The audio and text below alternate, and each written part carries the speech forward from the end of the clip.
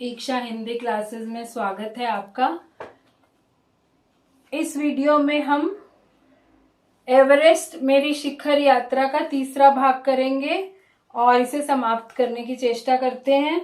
हमने पिछले वीडियो में देखा था कि जब लेखिका और उनका पूरा दल नायलॉन के टेंट में सोया हुआ था तो बहुत बड़ा बर्फ का एक पुंज लेखिका के ऊपर आकर गिरा और लेखिका को बड़ी मुश्किल से उनके साथी ने बर्फ में से निकाला, बचाया और फिर ये लोग नीचे वापस आए ताकि फिर से दोबारा से ऊपर चढ़ने की तैयारी शुरू करें, क्योंकि उनका जो जिस कैंप में रह रहे थे वो सारा तहस नहस हो चुका था। यहाँ तक हमने पढ़ लिया था। तो अब पृष्ठ 27 से देखेंगे। और फिर लेखिका को कैप्टन खुल्लर ने भी पूछा था कि क्या तुम वापस जाना चाहोगी, तुम डर गई हो? तो लेखिका ने कहा हाँ डर तो गई हूँ लेकिन मैं वापस नहीं जाऊंगी। उसके बाद देखिए ये लोग वापस नीचे आ रहे हैं। तो जैसे ही मैं साउथ कोल कैंप पहुंची, ये नीचे जो कैंप जहां वापस आ रहे थे उसका नाम है साउथ कोल कैंप, मैंने अगले दिन की अपनी महत्वपूर्ण चढ़ाई की तैयारी शुरू कर दी। फिर उन्होंने वहां जाकर दोबारा से चढ़ाई की तैयारी शुरू कर दी। मैंने यानी बचेंद्री पाल ने खाना, कुकिंग गैस, खाना बनाने की गैस जिससे खाना बनता है, तथा कुछ ऑक्सीजन सिलेंडर इकट्ठे किए, क्योंकि वहां ऑक्सीजन सिलेंडर पीठ पे बांध के चलने पड़ते हैं, साथ में लेके चलने पड़ते हैं। जितना ऊपर पहाड़ के चढ़ो उतना ऑक्सीजन लेवल कम हो जाता है, तो शरीर को ऑक्सीजन एक्स्ट्रा ऑक्सीजन चाहिए होता है, उसके लिए ऑक्सीजन सिलेंडर ले जाने पड़ते हैं। तो ऑक्सीजन सिलेंडर और कुकिंग गैस इकट्ठी की। जब दोपहर 1:30 बजे बिस्सा आया, बिस्सा एक व्यक्ति का नाम है, उसने मुझे चाय के लिए पानी गर्म करते देखा। लेखिका चाय भी साथ में ले जाना चाह रही थी, तो चाय के लिए वो पानी गर्म कर रही थी। कि जय और मीनू अभी बहुत पीछे थे, वो सारे लोग नीचे आ रहे थे। तो जिनके नाम लिखे हुए हैं इसमें, एक का नाम था की, एक का नाम था जय और मीनू, सब बहुत पीछे थे।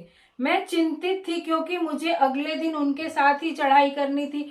वो लोग पहुंचे नहीं थे और लेखिका को उनके साथ वापस दोबारा चढ़ाई करना शुरू करना था।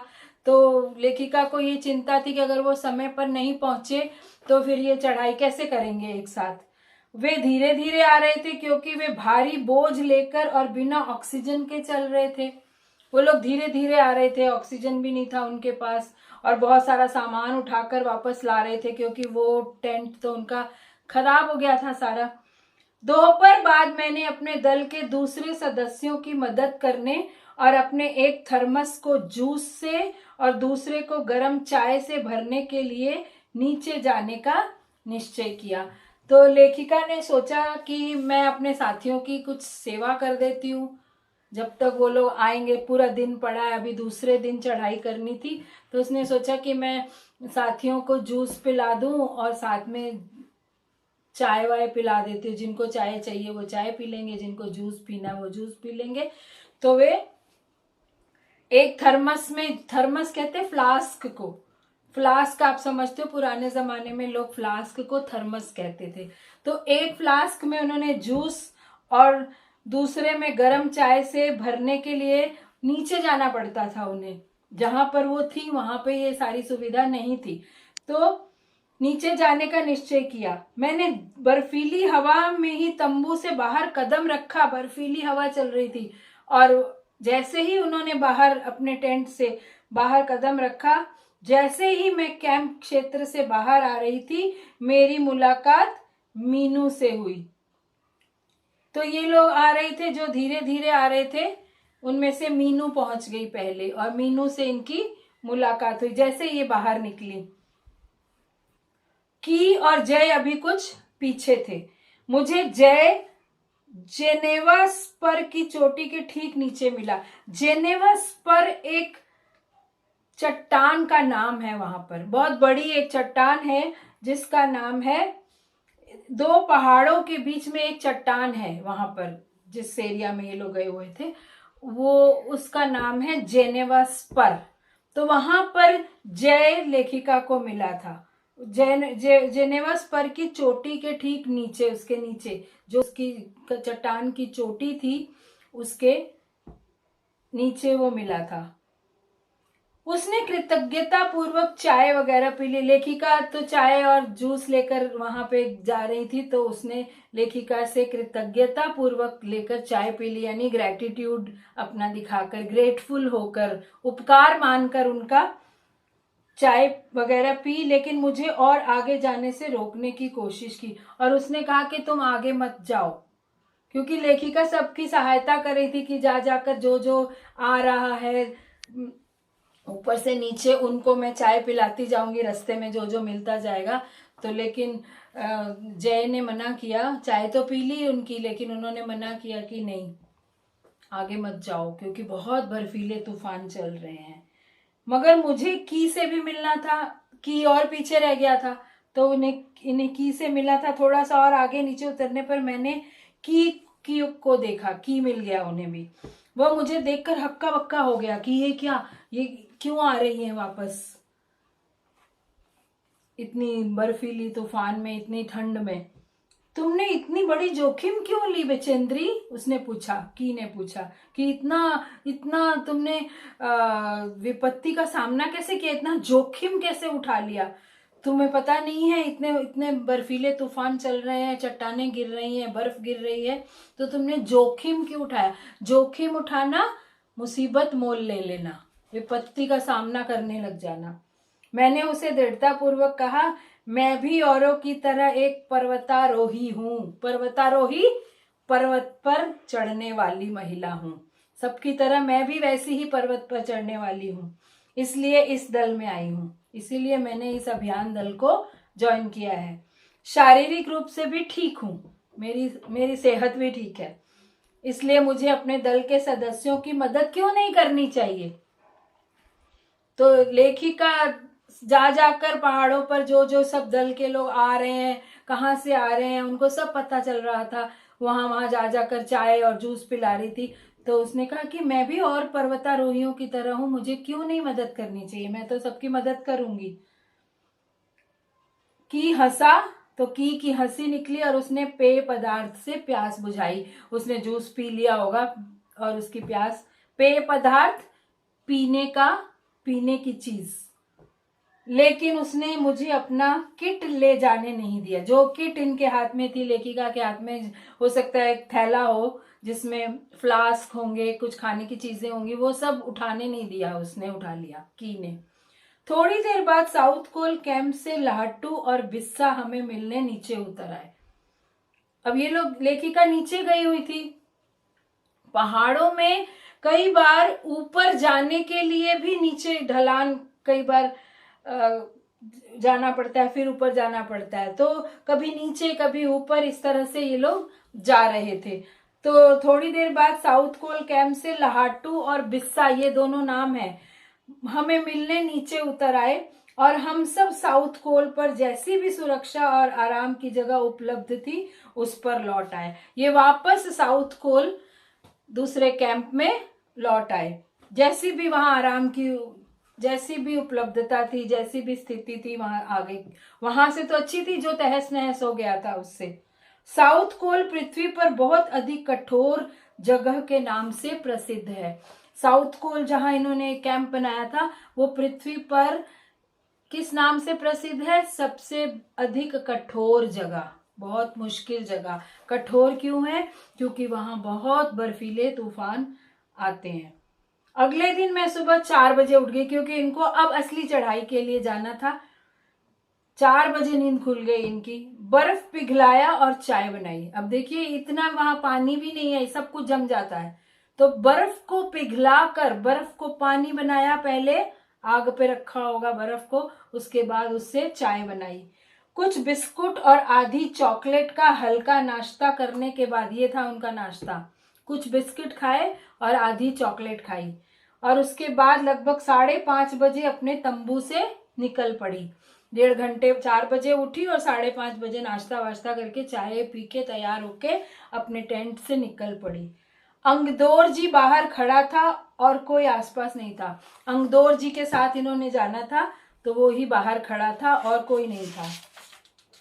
अंगदौर जी बिना ऑक्सीजन के ही चढ़ाई करने वाला था, लेकिन इसके कारण उसके पैर ठंडे पड़ जाते थे। वो बिना ऑक्सीजन के चढ़ाई करता था, लेकिन जब ऑक्सीजन नहीं उसे ज्यादा मिलता था तो उसके पैर ठंडे हो जाते थे। इसलिए वह ऊंचाई पर लंबे समय तक खुले में और रात्रि में शिखर कैंप पर नहीं जाना चाहता था। तो वो रात को माउंटेनियरिंग करना नहीं चाहता था, रात को चढ़ाई करना नहीं चाहता था, क्योंकि रात में ज्यादा ठंड हो जाती है और उसके पैर ठंडे हो जाते थे। इसलिए उसे या तो उसी दिन चोटी तक चढ़कर साउथ पोल पर वापस आ जाना था अथवा अपने प्रयास को छोड़ देना था। तो ये जो इन्होंने कैंप बनाए थे जगह जगह, ये था चढ़ाई करके फिर वापस आके आराम करने के लिए वहां बैठ जाए, रुक जाए। तो उसे इसलिए वह ऊंचाई पर लंबे समय तक खुले में और रात में शिखर कैंप पर नहीं जाना चाहता था, कि रात को शिखर यानी चोटी पर जो कैंप था वहां नहीं जाना चाहता था। ऑक्सीजन लेके नहीं जाता था वो, तो उसका शरीर ठंडा ना पड़ जाए, इसलिए वो या तो उसी दिन चोटी तक चढ़कर साउथ पोल पर वापस आ जाना था, अपनी झंडा फहराकर चोटी पर पहुंच के वापस आ जाए, या अथवा अपने प्रयास को छोड़ दे। उसी दिन वापस आना मुश्किल था, वो भी नहीं हो सकता था, और उसे या फिर ये कोशिश ही छोड़ दे कि उसे शिखर पर जाना है, छोड़ दे अपना अभियान बीच में। वह तुरंत ही चढ़ाई शुरू करना चाहता था। क्यों? क्योंकि दिन दिन में वो वापस आ जाए। और उसने मुझसे पूछा क्या मैं उसके साथ जाना चाहूंगी। एक ही दिन में साउथ पोल से चोटी तक जाना और वापस आना बहुत कठिन और श्रम साध्य होगा। श्रम साध्य, बहुत मेहनत का काम। उसी दिन वापस आना इतनी दूर चढ़कर बहुत मुश्किल का काम होगा। इसके अलावा यदि अंगदौर जी के पैर ठंडे पड़ गए तो उसके लौट कर आने का भी जोखिम था। अगर उसके पैर ठंडे हो गए तो वो वापस भी नहीं आ पाएगा और कहीं उसको कुछ हो ही ना जाए। मुझे फिर भी अंगदौर जी पर विश्वास था और साथ साथ में आरोहण की क्षमता और कर्मठता के बारे में भी आश्वस्त थी। लेखिका को पता था कि उनके पैर ठंडे हो जाते हैं अंगदौर जी के, लेकिन फिर भी उन्हें, लेखिका को विश्वास था कि वो हिम्मत नहीं हारेंगे, वो वापस आ जाएंगे उसी दिन में ही चोटी पर जाकर वापस साउथ पोल कैंप में आ जाएंगे। उनकी आरोहण की क्षमता, आरोहण चढ़ाई की क्षमता, चढ़ाई की कैपेबिलिटी, एबिलिटी, कैपेसिटी और कर्मठता के बारे में भी आश्वस्त थी। उनको विश्वास था। आश्वस्त, विश्वास होना, कर्मठता, मेहनत। अन्य कोई भी व्यक्ति इस समय साथ चलने के लिए तैयार नहीं था। उनके साथ जाने के लिए और कोई तैयार नहीं था, इसलिए लेखिका उनके साथ चल पड़ी। सुबह 6:20 पर जब अंगदौर जी और मैं साउथ पोल से बाहर आ निकले तो दिन ऊपर चढ़ आया था। दिन चढ़ आया था यानी सूरज निकल आया था। हल्की हल्की हवा चल रही थी, लेकिन ठंड भी बहुत अधिक थी। अपने आरोही उपस्कर में काफी सुरक्षित और गर्म थी। आरोही चढ़ाई के लिए, आरोही कहते चढ़ाई करने वाले को, तो चढ़ाई करने वाले को उपस्कर जो मिलता है यानी ठंड से बचने की सामग्री, चाहे जैकेट पहनी होगी या कोट पहना होगा, जो भी उपस्कर, ठंड से बचने के लिए चढ़ाई करने वाले को जो सामग्री दी जाती है उसे उपस्कर कहते हैं। अब वो सामग्री कपड़ों के रूप में भी हो सकती है, हीटर भी हो सकता है, कुछ भी हो सकता है। तो वो अपने आप को जैकेट वैकेट पहनकर गर्म महसूस कर रही थी, काफी सुरक्षित और गर्म थी। हमने बगैर रस्सी के चढ़ाई की। अब रस्सियां बांधी हुई थी, वहां दी गई थी इनको सब चीजें पुल बनाने के लिए, लेकिन इन्होंने बिना रस्सी बांधे कोई चढ़ाई की। अंगदौर जी एक निश्चित गति से ऊपर चढ़ते गए और मुझे भी उनके साथ चलने में कोई कठिनाई नहीं हुई। निश्चित गति यानी एक फिक्स्ड स्पीड से, एक स्पीड से चलते गए। जमे हुए बर्फ की सीधी व ढलाऊ चट्टानें इतनी सख्त और भुरभुरी थी, तो वहां तो बर्फ ही बर्फ थी, मिट्टी तो कहीं दिखाई नहीं देता था, सड़क तो कहीं दिखाई नहीं देती थी। चट्टाने तो कहीं दिखती नहीं थी, बर्फ की चट्टाने, बर्फ की जमीन। तो वो कैसी थी, सीधी और ढलाऊ, ढलाऊ स्लोप वाली। ऐसे पहाड़ों पर स्लोप होती है, या ऊपर चढ़ने के लिए स्लोप या नीचे उतरने के लिए स्लोप। तो इतनी सख्त और भुरभुरी थी, सख्त थी एक तो बर्फ की चट्टाने, और साथ में भुरभुरी भी थी, जैसे भुरभुरी होती है जो जल्दी से टूट जाए, इस टाइप की जगह थी वो।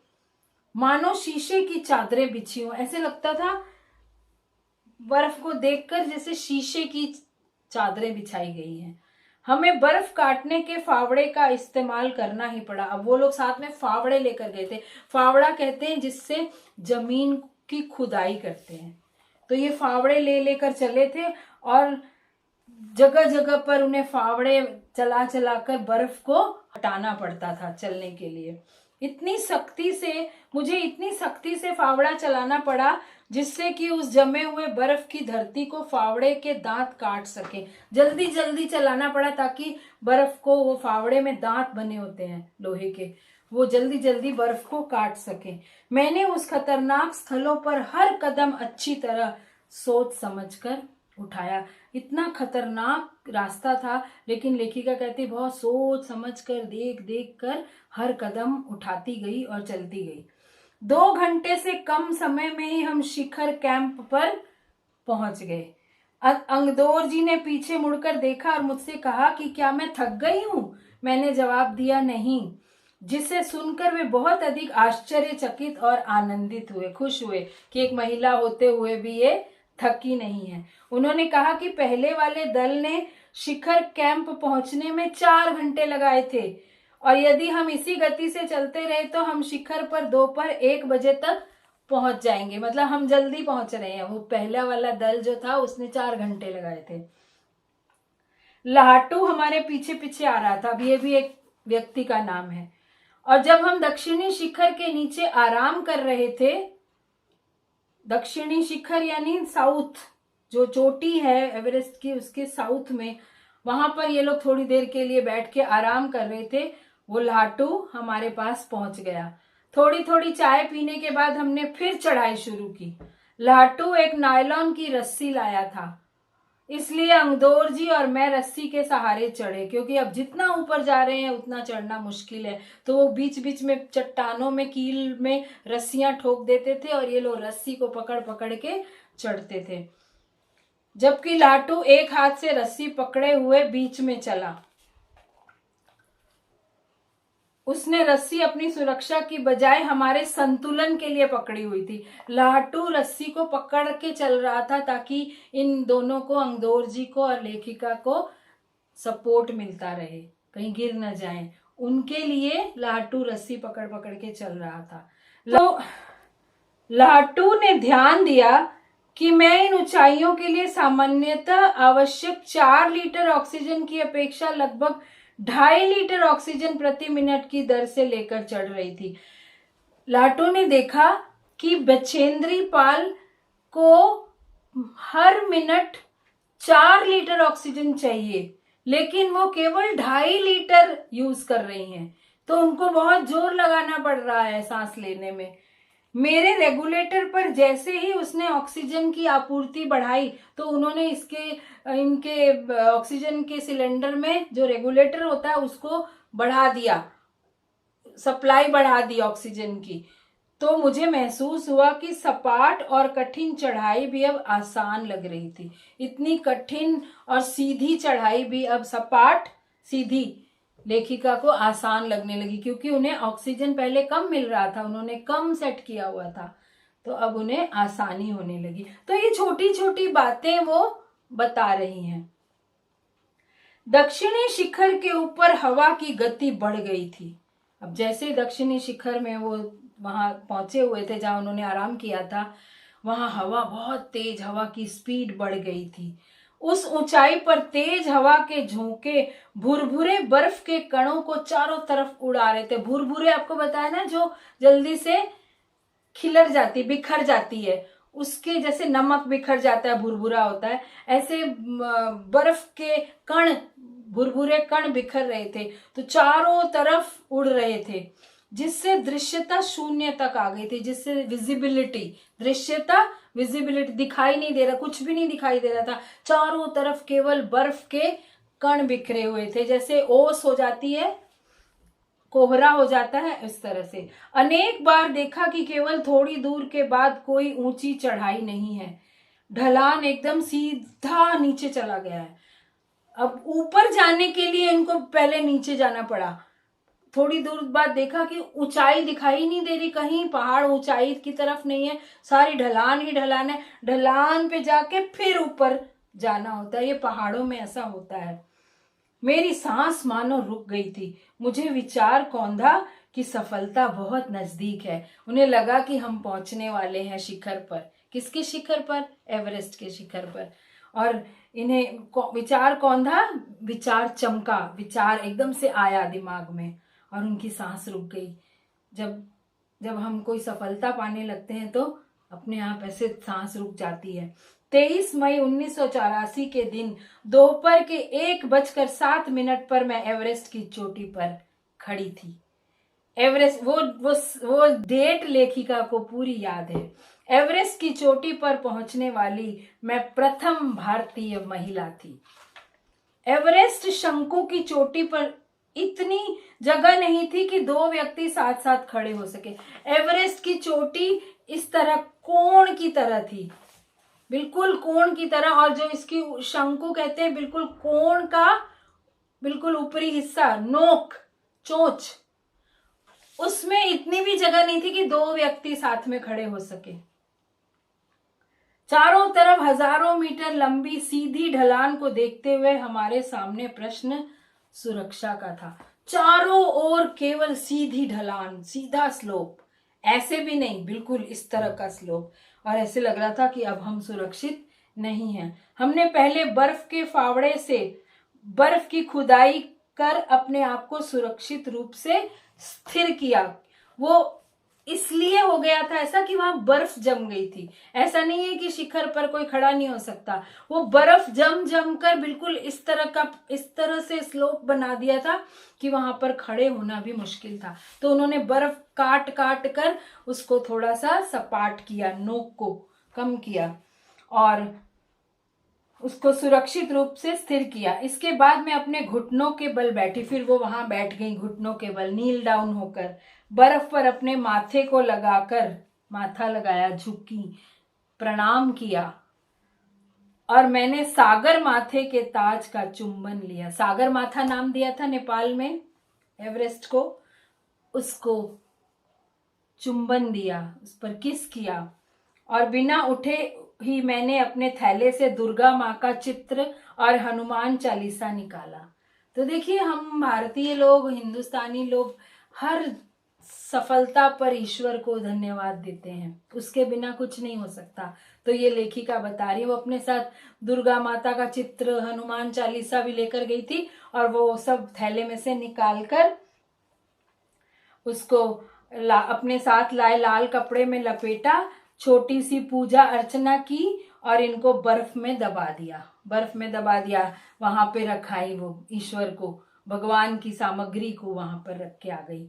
आनंद के इस क्षण में मुझे अपने माता पिता का ध्यान आया और वो इतनी खुश थी। और फिर भगवान के बाद किसको याद किया?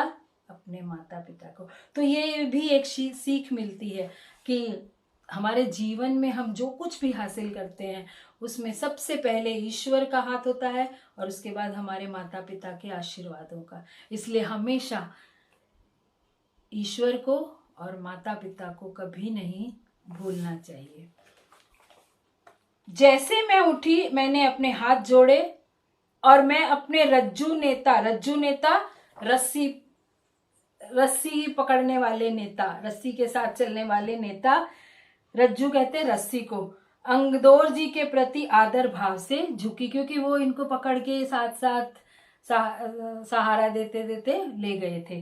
तो उनके प्रति आदर भाव से झुकी। अंगदौर जी जिन्होंने मुझे उत्साहित किया था, इंस्पायर किया था और मुझे लक्ष्य तक पहुंचाया। मैंने उन्हें बिना ऑक्सीजन के एवरेस्ट की दूसरी चढ़ाई चढ़ने पर बधाई भी दी। वे दूसरी चढ़ाई चढ़े थे, बिना ऑक्सीजन के पहले भी चढ़ चुके थे।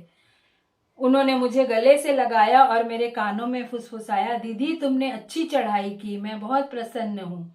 कुछ देर बाद सोनम पुलजर पहुंचे। थोड़ी देर बाद पीछे से सोनम पुलजर नाम के व्यक्ति भी पहुंचे और उन्होंने फोटो लेने शुरू कर दिए। इस समय तक लाटू ने हमारे नेता को एवरेस्ट पर हम चारों के होने की सूचना दे दी थी। लाटू भी एक व्यक्ति था, इनके साथ गया था।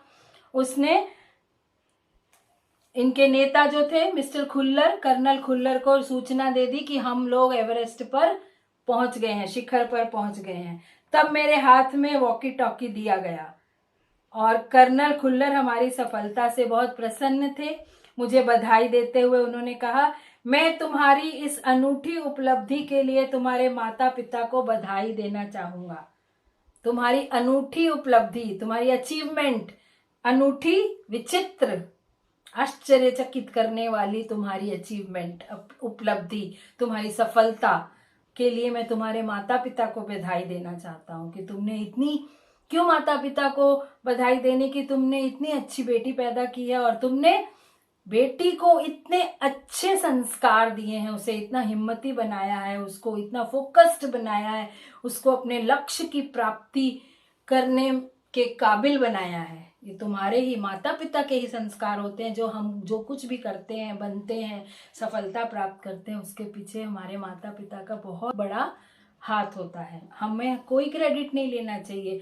हम जो कुछ भी करते हैं सारा क्रेडिट हमारे ईश्वर के बाद हमारे माता पिता का होता है। ये बात इस पाठ से हमें सीखनी चाहिए। और वे बोले कि देश को तुम पर गर्व है और अब तुम ऐसे संसार में वापस जाओगी जो तुम्हारे अपने पीछे छोड़े हुए संसार से एकदम भिन्न होगा। कैसे संसार से भिन्न होगा? वही संसार तो वही होगा, वही घर होगा, वही रिश्तेदार होंगे, वही सब कुछ होगा, लेकिन वह संसार भिन्न होगा। यानी अब तुम्हें संसार दूसरी दृष्टि से देखेगा। पहले तुम्हें एक बचेंद्री पाल नाम की एक साधारण महिला के रूप में सब लोग देखते थे। अब तुम्हें भारत की पहली महिला जिसने एवरेस्ट के शिखर पर जाकर विजय पाई है, इस दृष्टि से सब तुम्हें देखेंगे। एक सफल साहसी महिला के रूप में, एक पर्वतारोही महिला के रूप में देखेंगे। अब वो वैसा संसार नहीं, एक साधारण सी महिला तुम नहीं हो। ये कहकर उन्होंने अपनी बात समाप्त की और हम भी ये पाठ समाप्त करते हैं।